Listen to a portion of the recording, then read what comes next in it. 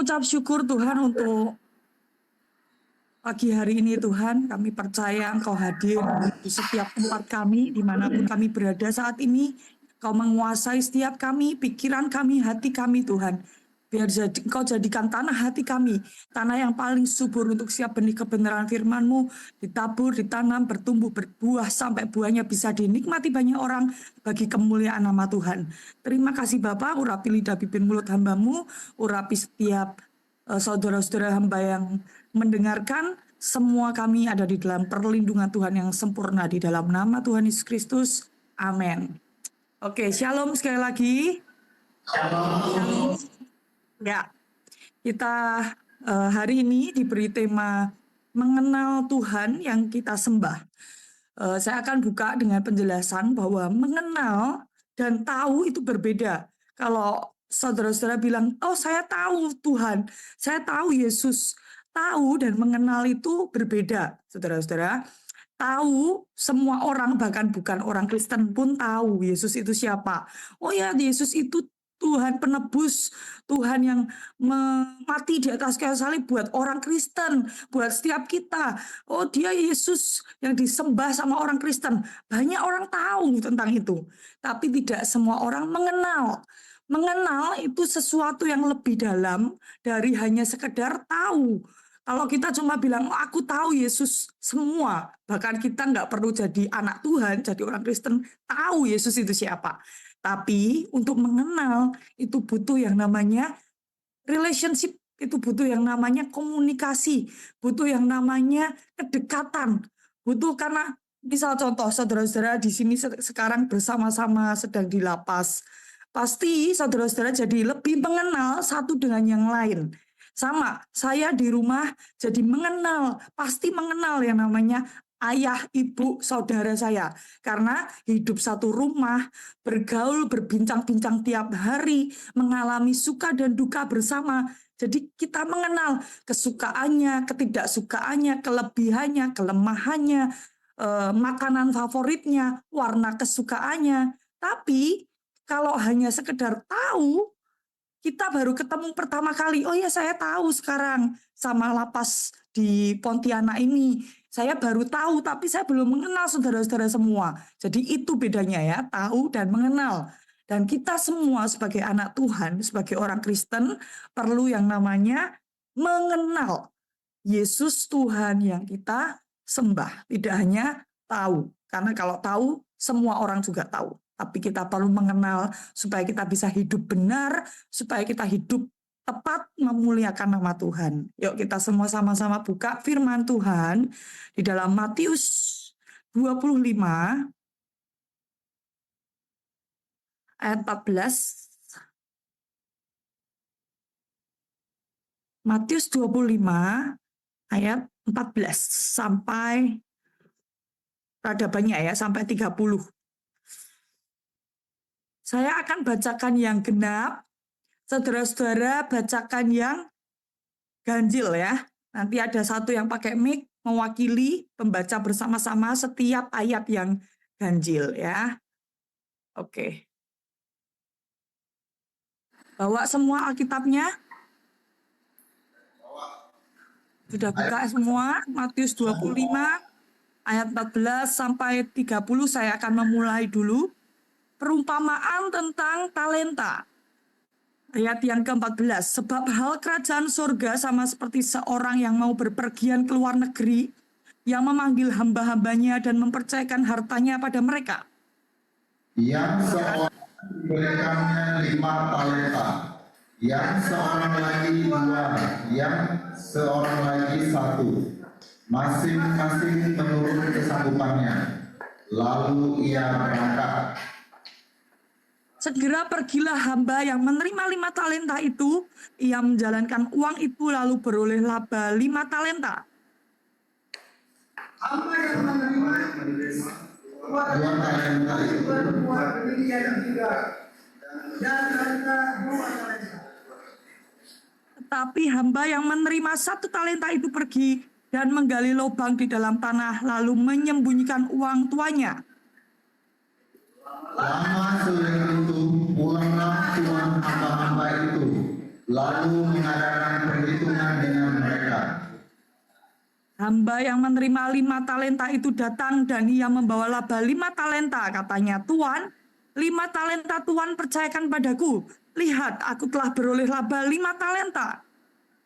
Maka kata tuannya itu kepadanya, baik sekali perbuatanmu itu, hai hambaku yang baik dan setia. Engkau telah setia dalam perkara kecil. Aku akan memberikan kepadamu tanggung jawab dalam perkara yang besar. Masuklah dan turutlah dalam kebahagiaan Tuhanmu. Lalu datanglah hamba yang menerima 2 talenta itu, katanya, Tuan, 2 talenta Tuan percayakan padaku. Lihat, aku telah beroleh laba 2 talenta. Maka kata tuannya itu kepadanya, baik sekali perbuatanmu itu, hai hambaku yang baik dan setia. Engkau telah setia memikul tanggung jawab dalam perkara yang kecil.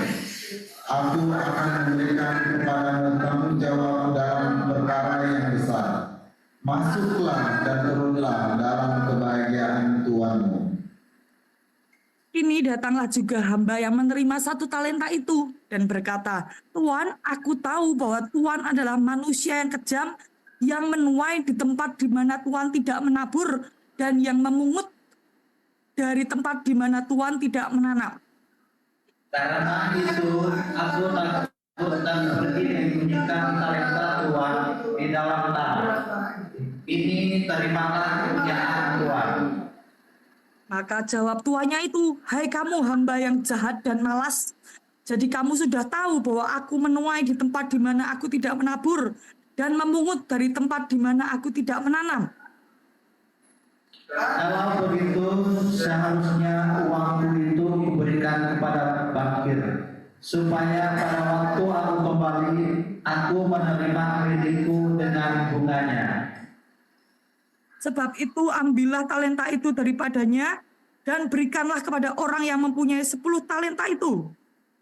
Sebab setiap orang yang mempunyai kepadanya akan diberi, sehingga ia berlimpahan. Namun siapa yang tidak mempunyai, apapun juga yang ada padanya akan diambil darinya. Dan campakkanlah hamba yang tidak berguna itu ke dalam kegelapan yang paling gelap. Di sanalah akan terdapat ratap dan kertak gigi. Nah, pagi ini kita akan belajar dari perumpamaan talenta ini, saudara-saudara. Dan saya mau jelaskan dulu tentang 1 talenta itu berapa jumlahnya. Gitu ya, jangan dianggap 1 talenta itu cuma 1 bunder, 1 butiran yang tidak berharga atau apa. Saya akan jelaskan, 1 talenta ukuran timbangan itu sama dengan 3.000 shikal. 3.000 shikal uang. Sama dengan 34 kilo. Gitu ya. Itu satu talenta. Gitu ya. Nah, 3.000 shikal sama dengan 6.000 dinar. Nah, 1 dinar itu sama dengan gaji 1 hari. Itu kita bisa baca di Matius 20 ayat 2, tidak usah dibuka. Nanti saudara-saudara buka di Matius 20 ayat 2, ditulis di situ 1 dinar sama dengan gaji 1 hari. Nah, 1 talenta itu sama dengan 3.000 shikal, yang berarti sama dengan 6.000 dinar. Berarti sama 1 talenta sama dengan gaji 6.000 hari. 6.000 hari adalah 16,5 tahun. Gitu ya.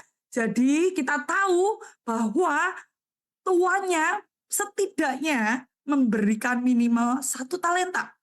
1 talenta sama dengan gaji 16,5 tahun di zaman itu di Israel. Gitu. Jadi itu yang diberikan tuannya kepada hambanya 1 talenta gitu ya. Jadi kalau 2 talenta tinggal dikalikan, berarti 33 tahun. Kalau yang diberi 5 talenta tinggal dikalikan 5, 16,5 tahun dikali 5 gitu ya. Itu jumlah yang diberikan Tuhan kepada hamba-hambanya ini. Nah, kita akan belajar sekarang, kita sama-sama baca sekali lagi ayat yang ke-24. Ayat yang ke-24. Kita mau baca sama-sama lagi. Kita baca sama-sama. Kini datanglah juga hamba yang menerima 1 talenta itu dan berkata, Tuan, aku tahu bahwa Tuhan adalah manusia yang kejam, yang menuai di tempat di mana Tuhan tidak menabur, dan yang memungut dari tempat di mana Tuhan tidak menanam. Saya mau tanya, apa sebenarnya yang membuat hamba yang punya 1 talenta ini dikatakan sama Tuhan, sama tuannya itu, engkau hamba yang jahat dan malas. Kenapa akhirnya 1 talenta yang ada pada hamba ini akhirnya diberikan kepada yang lain yang mempunyai lebih? Pasti saudara-saudara dan kita semua berpikir, oh ya pasti karena si hamba yang punya 1 talenta ini tidak mengembangkan talentanya. Kok talentanya dikubur? Kita sering dengar ya, saudara-saudara sering dengar bahwa talenta itu menggambarkan tentang berkat, tentang talenta, tentang kelebihan, kebisaan yang Tuhan beri dalam hidup kita. Misal, kita diberi Tuhan kemampuan untuk bisa main musik, diberi kemampuan Tuhan untuk bisa bernyanyi, diberi kemampuan Tuhan untuk bisa menggambar, diberi kemampuan Tuhan untuk bisa berjualan dengan baik, diberi kemampuan sama Tuhan untuk bekerja. Itu semua talenta, gitu ya. Dan si hamba ini mengubur apa yang sudah Tuhan beri, tidak dipakai untuk kemuliaan Tuhan, dikubur, merasa tidak punya apa-apa. Nah, tapi sebenarnya inti kenapa hamba yang punya 1 talenta ini gagal, hamba yang punya 1 talenta ini dikatakan jahat dan malas, intinya adalah di ayat yang ke-24 tadi. Kenapa? Saya mau tanya sekarang. Hamba itu tadi bilang, Tuhan adalah manusia yang kejam, yang menuai di tempat di mana Tuhan tidak menabur, dan yang memungut dari tempat di mana Tuhan tidak menanam. Nah, sekarang saya mau tanya, dijawab pakai mic ya. Menurut saudara-saudara semua, diskusi bentar boleh deh. Menurut saudara-saudara semua, Tuhan ini Tuhan yang jahat atau Tuhan yang baik? Menurut saudara-saudara.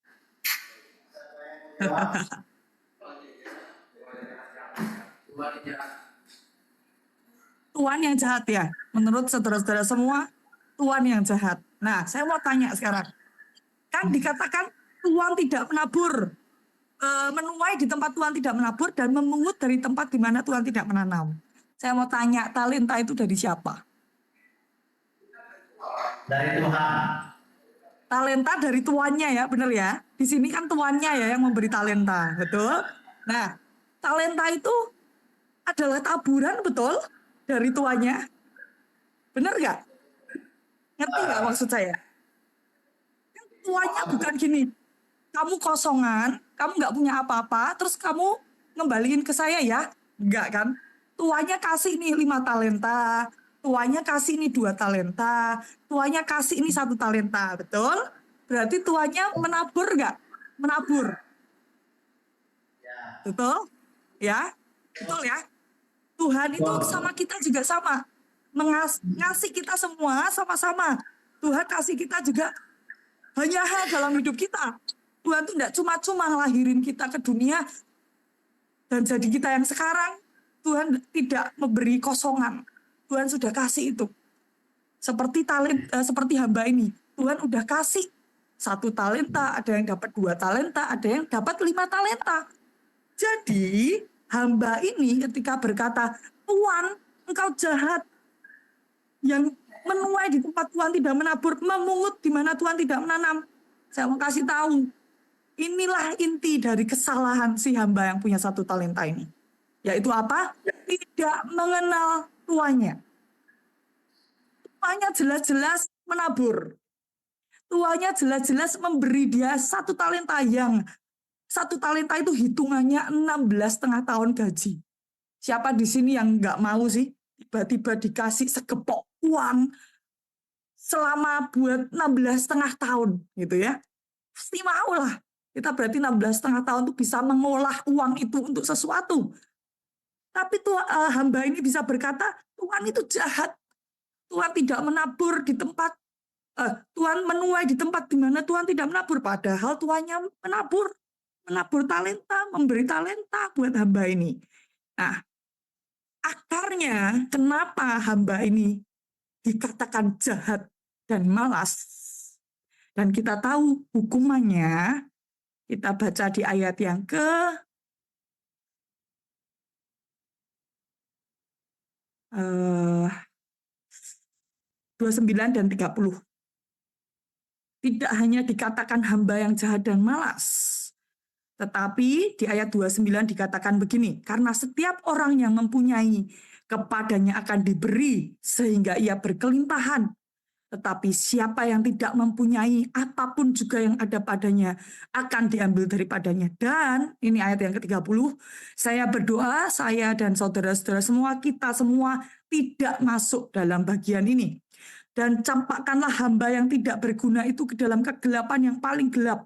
Di sanalah akan terdapat ratap dan kertak gigi. Itu ya, saya berharap berdoa, saya dan saudara-saudara semua juga tidak mau masuk dalam kegelapan yang paling gelap, yang terdapat ratap dan kertak gigi. Kita semua mau masuk dalam pesta kemenangan, pesta Sang Raja, betul ya? Nah, kita mau belajar saat ini supaya kita tidak mengalami ayat 30, begitu ya.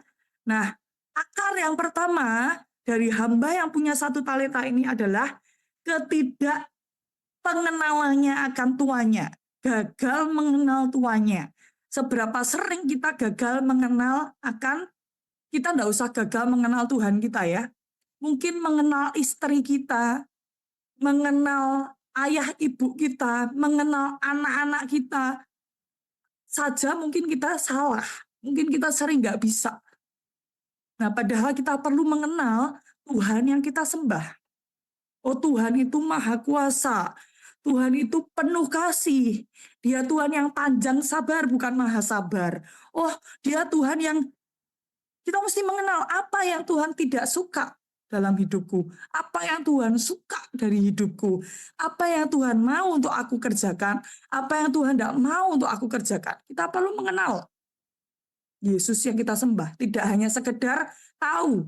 Bagaimana cara kita mengenal Tuhan? Yang paling adalah membaca firman. Kenapa? Karena itu semua adalah kata-kata surat cinta, semua hati Tuhan tertuang di dalam firman, gitu ya. Dan kalau firman itu dibaca, saya ini sudah selesai membaca firman, sudah mungkin belasan kali lebih, gitu ya. Dan setiap kali membaca firman, pasti kita tuh dapat rema yang berbeda-beda. Kenapa? Ya karena itu, kemarin pasti saudara-saudara sudah mendengar, sudah sering mendengar juga bahwa kita ini punya yang namanya Roh Kudus, betul? Nah, Roh Kudus itulah yang membantu kita mengenal akan Tuhan. Melalui apa? Pembacaan firman, itu yang pertama. Yang kedua, melalui apa? Melalui ibadah yang seperti ini. Bapak, saudara-saudara semua mendengar kebenaran firman, penjelasan tentang firman. Dari sini saudara-saudara ngerti, oh saya harus begini, saya harus hidup begini, saya harus hidup benar. Kita mesti mengenal Tuhan yang kita sembah. Tuhan yang kita sembah itu bukan Tuhan yang jahat. Dia Tuhan yang tahu yang terbaik buat setiap kita. Apapun, bahkan ketika engkau diproses, bahkan ketika engkau di dalam masalah, Dia Tuhan yang ngerti kenapa Tuhan izinkan itu semua terjadi. Itu ya. Yang kedua, apa yang membuat hamba ini gagal adalah ketakutan. Takut resiko. Kalau dia mengembangkan 1 talenta ini dan gagal, nanti tuanku yang jahat ini akan menghukum aku, akan marah. Wah, dia sudah ketakutan. Yang ketiga, ada iri. Kenapa? Karena dia hanya diberi 1. Dia hanya diberi 1, yang lain 2 dan 5. Gitu ya. Ketakutan dan iri hati membuat apa yang sudah Tuhan berikan dalam hidup kita sia-sia. Saudara-saudara bisa merefleksi hidup saudara-saudara masing-masing. Seberapa sebenarnya Tuhan sudah beri dalam hidupmu. Tuhan sudah beri macam-macam dalam hidupmu. Bukan tentang materi, saudara-saudara. Bukan, ini semua tidak hanya berbicara tentang materi. Tapi ini berbicara tentang banyak hal di dalam hidup kita. Kreativitas, ide, kemampuan, apa yang tadi saya bicarakan. Mungkin bisa main musik, mungkin bisa gambar, mungkin bisa menjual dengan baik. Sales itu butuh keterampilan loh. Saya ini nggak pintar menjual, bapak-bapak gitu ya. Tapi ada orang-orang yang punya talenta bisa menjual dan pasti laku gitu ya. Macam-macam. Dan talenta atau apa yang Tuhan sudah beri dalam hidup kita sebenarnya itu sangat banyak, macam-macam.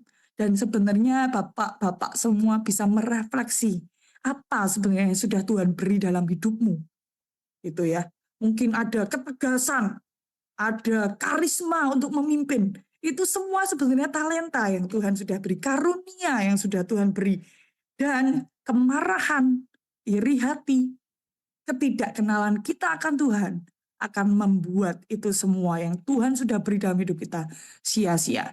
Dan jangan sampai kalau itu sia-sia, ujungnya apa? Dibuang ke dalam kegelapan. Kita semua tidak mau itu terjadi. Amin. Kita semua mau masuk ke dalam surga. Ya. Tuhan tidak pernah menuntut kita menghasilkan seperti yang lain. Kenapa saya bilang begitu?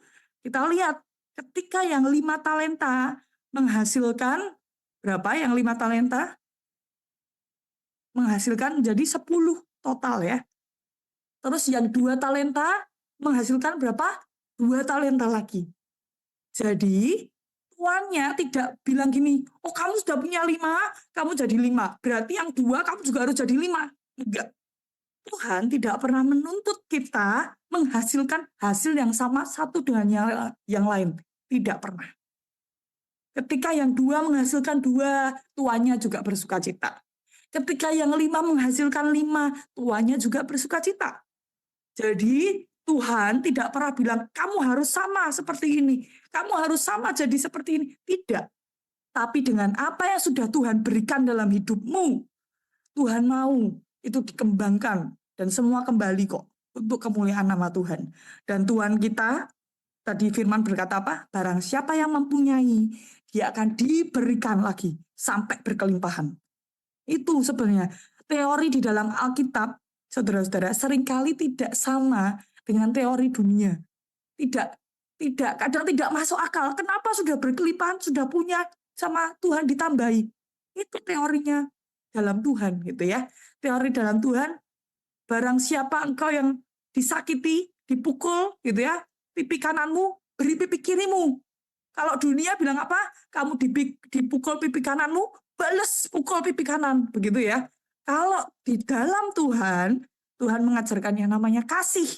Ketika engkau ditampar pipi kananmu, beri pipi kiri. Beri sekalian untuk ditampar, maksudnya gitu ya. Itu teorinya Tuhan seringkali tidak sama dengan teori dunia. Tapi kita tahu keajaiban dan mujizat Tuhan melebihi juga apa yang bisa kita pikirkan.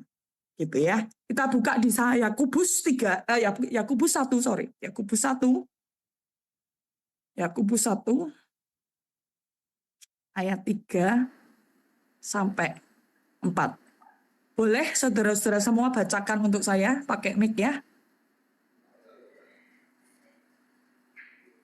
Yakobus 1 ayat berapa, Bu? Ayat 3 sampai 4. Yakobus 1 ayat 3 sampai 4. Sebab kamu tahu bahwa ujian terhadap imanmu itu menghasilkan ketekunan, dan biarkanlah ketekunan itu memperoleh buah yang matang, supaya kamu menjadi sempurna dan utuh dan tak kekurangan suatu apapun. Amin. Kita sungguh-sungguh harus mengenal Tuhan. Kalau kita kenal Tuhan, kita jadi bisa percaya sama Tuhan. Kenapa? Kita tidak akan pernah percaya pada orang yang tidak kita kenal. Betul nggak? Coba renungkan perkataan saya. Kita tidak akan pernah percaya pada orang yang kita belum kenal. Betul? Betul nggak? Kita tidak pernah bisa percaya pada orang yang belum kita kenal. Orang yang kita kenal aja belum tentu kita bisa percaya. Begitu ya? Apalagi kita tidak kenal. Nah, setiap kita perlu yang namanya mengenal Tuhan supaya kita bisa percaya. Iman itu adalah percaya walaupun kita belum melihat hasilnya. Kita percaya walaupun kita belum merasakan hasilnya. Itu iman. Kita mengenal Tuhan, kita percaya Tuhan supaya apa? supaya prioritas hidup kita itu berubah. Jadi apa? Melakukan perintah Tuhan, menuruti kehendak Tuhan dengan taat dan setia. Seperti hamba yang punya 5 talenta dan 2 talenta. Karena mereka mengenal tuannya, mereka percaya bahwa apapun yang terjadi, tuannya tidak akan pernah merancangkan kecelakaan buat mereka. Gitu ya. Sehingga fokus mereka adalah bagaimana talenta yang sudah Tuhan beri dalam hidupnya dikembangkan sama mereka. Bagaimana apa yang sudah Tuhan berikan dalam hidupnya dilipat gandakan dengan taat dan setia. Sampai akhirnya yang 5 talenta punya 5, yang 2 punya 2. Tapi ini juga tidak hanya tentang talenta, ini juga tentang integritas. Di mana kita ketika kita harus, misal seperti bapak-bapak, saudara-saudara semua sekarang ada di lapas, apa yang harus dijalani? Apa yang harus dilalui di situ? Hidup benar, hidup dengan benar. Baik itu belum tentu benar, saudara-saudara. Jadi, aku hidup baik, aku nggak ngapa-ngapain, aku nggak ini baik, tapi belum tentu benar. Hati-hati ya. Jadi benar menurut firman Tuhan. Punya integritas. Yang salah, yang benar. Kalau memang salah, nggak boleh dilakukan. Yang benar, yang dilakukan. Tidak ada, ya bolehlah A, terus aku belok sebentar ke Z. Nggak apa-apa lah, sedikit ginilah. Tidak. Kita orang-orang yang harus punya yang namanya integritas. Di dalam Yakobus tadi dikatakan bahwa ujian terhadap imanmu menghasilkan ketekunan. Engkau diuji apapun saat ini, yang engkau ada, kadang ujian itu bukan karena dari luar ya. Ujian terjadi juga karena diri kita sendiri, saudara-saudara. Jadi, jangan pernah salahkan Tuhan untuk apapun yang terjadi dalam hidupmu. Itu namanya tidak mengenal Tuhan. Kalau engkau mengenal Tuhan, engkau tidak akan pernah salahkan Tuhan. Karena apapun yang sekarang terjadi dalam hidupmu, seringkali adalah karena keputusan kita sendiri. Gitu ya. Dan ujian yang saat ini engkau hadapi itu, semua menghasilkan ketekunan ketika engkau menjalankan dengan benar. Dan biar ketekunan itu memperoleh buah yang matang. Semua yang tekun, aku tekun baca firman, aku tekun berdoa setiap hari, aku tekun hidup benar, itu akan menghasilkan buah yang matang, supaya kamu menjadi sempurna dan utuh dan tidak kekurangan suatu apapun. Siapa yang tidak mau? Siapa yang mau tidak kekurangan? Semua mau, saya juga mau tidak berkekurangan, hidup berkelimpahan, saya mau. Saya juga tahu pasti saudara-saudara juga mau hidup tidak berkekurangan suatu apapun. Tapi kita harus baca sebelumnya, ayat sebelumnya berkata apa? Kita ada ujian terhadap iman kita. Ujian terhadap iman kita itu apa? Ya misal sekarang, saudara-saudara ada di dalam lapas. Engkau diuji, imanmu diuji dengan macam-macam. Banyak hal, mungkin ada yang mengajak untuk, udah nggak usah Tuhan-Tuhan banget lah, nggak usah doa tiap hari, ngapain? Nggak usah baca firman tiap hari, mau jadi pendeta apa? Gitu mungkin ya, itu ujian gitu ya. Ada mungkin lagi yang sudah nggak usah hidup benar-benar banget, nggak apa-apa nih ngerokok, nggak apa-apa ini nyobain ini, itu ujian.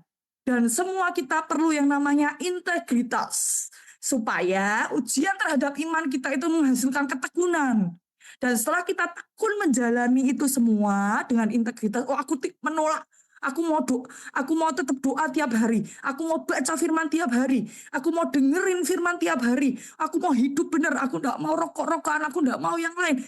Itu menghasilkan yang namanya buah yang matang. Supaya ketika engkau keluar dari situ, engkau selesai di situ, engkau menjadi manusia yang baru, yang Tuhan berkata apa? Supaya kamu jadi sempurna, utuh, dan tidak berkekurangan. Saya berharap, saya berdoa, dan saya percaya kita semua mau menjadi manusia yang utuh dan tidak berkekurangan. Untuk hidupmu dan untuk hidup keluargamu. Tidak hanya untuk dirimu sendiri. Mungkin kau punya keluarga. Engkau juga pasti berindu ketika engkau keluar dari lapas. Engkau menjadi seseorang yang berguna. Engkau punya kerjaan. Engkau pengen punya hidup yang lebih layak. Saya percaya pasti pengen itu semua. Tapi kita juga perlu yang namanya ini tadi, melakukan itu tadi semua. Kenali Tuhan yang kau sembah. Mumpung engkau lagi ada di dalam situ, sedang ada di dalam pengasingan, carilah Tuhan dengan maksimal, gitu ya. Baca firman tiap hari, doa setiap hari, serius sama Tuhan. Jangan sampai kita menjadi hamba yang punya satu talenta, yang tidak mengenal siapa Tuhan yang kita sembah, yang marah dan iri. Kenapa yang lain bisa dapat ini? Kenapa mungkin saudaramu di lapas bisa dapat begini? Kenapa yang itu? Kita tidak pernah tahu apa yang mereka sudah alami dan jalani dengan Tuhan. Dan jangan iri dengan orang-orang yang mendapat sesuatu bukan dari kebenaran. Ngerti maksud saya? Banyak orang punya sesuatu, dapat sesuatu karena bukan dari hidup benar. Dan kok iri, kok orang itu tidak hidup benar tapi diberkati.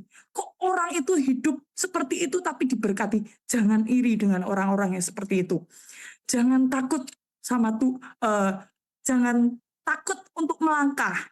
Melangkahlah bersama dengan Tuhan. Kita butuh punya takut akan Tuhan. Kita buka di Yakobus, masih di Yakobus 1 ayat 17. Bisa dibacakan untuk saya mic-nya. Yakobus 1 ayat 17. Bacakan untuk kita semua, salah satu bisa pegang mic.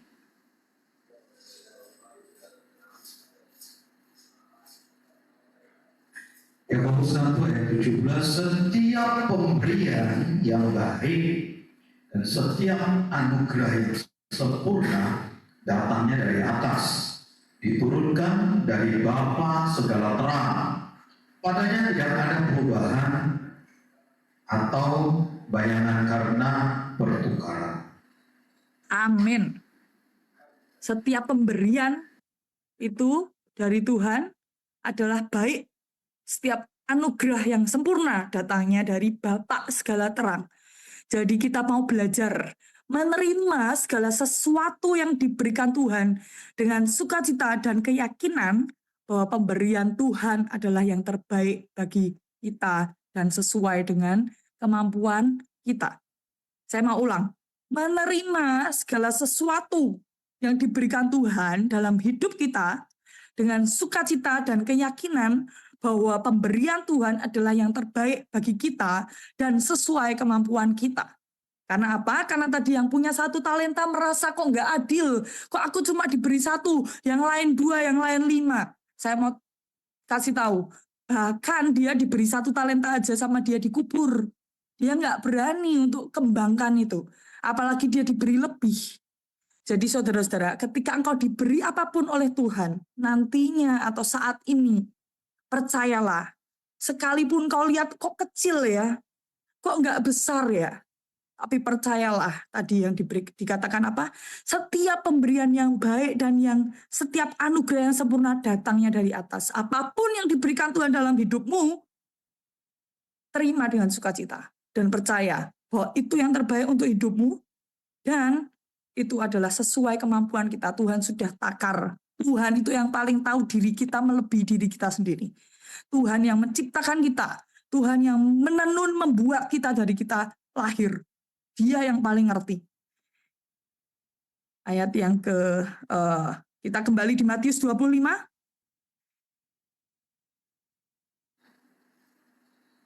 Matius 25. Ayat 21. Bentar lagi saya selesai. Mari fokus sedikit lagi. Matius 25 ayat 21. Kita sama-sama baca, saya akan bacakan untuk saudara-saudara semua. Maka kata tuannya itu kepadanya, baik sekali perbuatanmu itu, hai hambaku yang baik dan setia. Engkau telah setia dalam perkara kecil, aku akan memberikan padamu tanggung jawab dalam perkara yang besar. Masuklah dan turutlah dalam kebahagiaan Tuanmu. Setiap kita selalu dimulai dari perkara yang kecil. Apapun yang saat ini kecil di tanganmu, apapun saat ini yang kau bilang, ya ini kan hal kecil, tapi engkau bisa berintegritas dengan hal kecil itu. Firman Tuhan berkata apa? Engkau akan dipercayakan hal yang lebih besar. Dan di akhir ayat 21 dikatakan, masuklah, turutlah dalam kebahagiaan Tuhanmu. Saya rindu dan saya berdoa, saudara-saudara juga rindu untuk kita bisa masuk ke dalam kebahagiaan Tuhan kita, Tuhan Yesus. Itu ajaib, itu kebahagiaan yang melebihi apapun di dunia ini, saudara-saudara. Jadi saya berdoa kita semua memilih untuk menjadi orang-orang yang masuk dalam kebahagiaan bersama dengan Tuhan kita. Dan sadar bahwa setiap apa yang kita lakukan dan kerjakan itu akan bisa mendatangkan dua hal. Yang pertama berkat, yang kedua kutuk. Gitu ya. Di dalam hal ini, di dalam hal talenta ini, kutuknya adalah dicampakkan ke dalam kegelapan yang paling gelap di ayat 30. Tapi berkatnya di ayat yang ke-21. Kamu akan diberi perkara yang besar dan masuk dalam kebahagiaan Tuhan kita. Jadi, buat setiap kita menyadari, sama-sama kita menyadari apa yang kita lakukan, apa yang kita kerjakan saat ini, itu pilihannya hanya dua, mendatangkan berkat atau kutuk. Dan saya berdoa kita semua memilih mendatangkan berkat atas hidup kita. Dengan apa? Mengenal Tuhan kita. Dengan tadi berintegritas, tahan uji, imanmu itu diuji. Gitu ya, dengan yang tadi saya jelaskan, banyak hal yang akan menguji imanmu, terutama ketika engkau ada di dalam lapas. Dan mungkin ketika engkau sudah keluar, engkau bebas, ujian itu akan menurut saya akan makin besar. Dan ingat firman tadi di Yakobus dikatakan, ujian terhadap imanmu menghasilkan ketekunan ketika engkau menang. Dan ketekunan menghasilkan buah yang matang. Dan dari situ menimbulkan keutuhan. Ya, dan kesempurnaan. Di Yakobus tadi dikatakan seperti itu. Jadi saudara-saudara, yuk jangan sampai kita tenang-tenang saja, tidak mengenal Tuhan, tapi kita mau kejar, kita mau kenal Tuhan yang kita sembah melalui apa? Melalui bacaan firman, melalui doa kita tiap hari. Dan jangan bilang gini ya, doa itu satu arah, hanya kita ke Tuhan. Tidak. Doa itu sebenarnya bisa dua arah. Kita ke Tuhan dan Tuhan pun bisa berbicara melalui kita. Bagaimana Tuhan berbicara melalui kita? Yang pertama tadi, dari kita baca firman, oh tiba-tiba ada rema. Itu Tuhan berbicara. Kedua, melalui setiap hamba Tuhan yang sedang berbicara seperti ini untuk saudara-saudara semua. Ketika saudara-saudara tangkap, terima firman, Tuhan sedang berbicara kepadamu. Jadi, jangan bilang, oh kita hanya satu arah. Tidak. Tuhan yang kita sembah itu Tuhan yang hidup. Itu yang membedakan kita dari yang lain. Itu yang membedakan Tuhan kita dari yang lain. Tuhan yang kita sembah itu Tuhan yang hidup. Yang lebih dari hidup. Menang atas maut. Jadi Tuhan yang hidup itu berarti Tuhan yang bisa diajak berbincang. Tuhan yang bisa menjawab setiap kita juga. Jadi setiap kita mari kenali Tuhan yang kita sembah. Jangan iri dengan apapun yang saudaramu punya. Baik yang di sini atau yang di luar, jangan iri. Apa yang Tuhan beri dalam hidupmu, sadar bahwa itu adalah yang terbaik dan sesuai dengan kemampuanmu. Dan yang terakhir, sadari apapun yang kau buat hari ini, itu akan mendatangkan dua hal, berkat atau kutuk. Dan saya berharap kita semua memilih untuk mengerjakan segala sesuatu yang mendatangkan berkat buat hidup kita, keluarga kita, anak cucu kita, dan tidak mendatangkan kutuk untuk mereka dan untuk hidup kita. Mari kita berdoa. Kami mengucap syukur Tuhan untuk pagi hari ini. Firman-Mu sudah tersampaikan. Tuhan Kau yang meteraikan di batin dan di roh setiap kami. Tidak ada yang tercuri, tidak ada yang tercecer. Semuanya termeterai Tuhan. Dan biar sungguh-sungguh setiap yang mendengar hari ini hamba berdoa di dalam nama Tuhan Yesus, Engkau lembutkan hati mereka, Engkau buat mereka sungguh-sungguh mengerti. Kami mau Tuhan mengenal Tuhan yang kami sembah, tidak hanya sekedar tahu, tapi mau kenal siapa Tuhan yang kami sembah. Dan kami juga mau belajar Tuhan untuk tahan uji dalam iman kami, supaya ujian itu menghasilkan ketekunan, ketekunan menghasilkan buah yang matang, dan biar buah yang matang itu semua akhirnya kembali untuk hidup kami sendiri. Dan buat kami juga Tuhan, memilih untuk melakukan segala sesuatu yang mendatangkan berkat dan bukan kutuk dalam hidup kami. Kami percaya Tuhan, apa yang Tuhan sudah beri saat ini, talenta, berkat apapun di rohani kami, di jiwa kami, di tubuh kami, bahkan berkat materi, Tuhan itu berikan semua sesuai dengan kemampuan kami, dan juga semua yang terbaik buat hidup kami. Ajari kami bersyukur Tuhan. Ajari kami bersyukur, ajari kami berintegritas dalam hidup kami. Terima kasih Bapa, kami tidak mau jadi hamba yang punya 1 talenta. Kami mau jadi hamba-hamba yang punya 2 talenta, 5 talenta, yang bisa mengembangkan talentanya, yang mengenal akan Tuhan yang disembahnya. Terima kasih Bapa, di dalam nama Tuhan Yesus hamba serahkan seluruh anak-anak-Mu di lapas Pontianak ini Tuhan, ke dalam tangan-Mu, Tuhan yang ambil alih semua, segala puji, hormat, kemuliaan hanya bagi nama di atas segala nama, Yesus Kristus Tuhan, yang layak disembah. Di dalam nama Tuhan Yesus Kristus, amin. Shalom, Tuhan Yesus memberkati.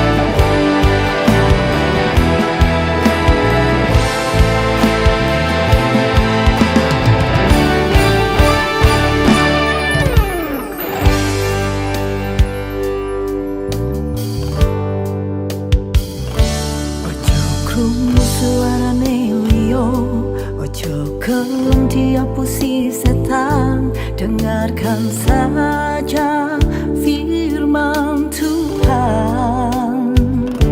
Ojo krungu suarane liya, ojo gelem diapusi setan. Dengarkan saja firman Tuhan.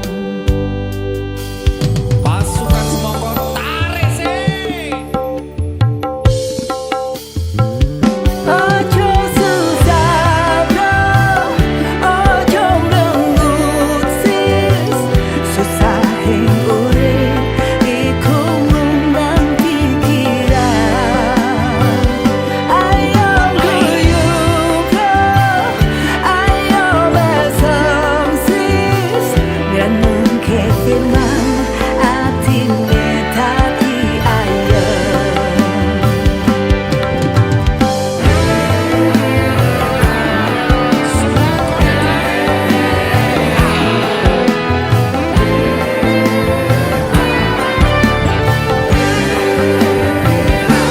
Ojo krungu suarane liya, ojo gelem diapusi setan. Dengarkan saja firman Tuhan. Ojo krungu suarane liya, ojo gelem diapusi setan.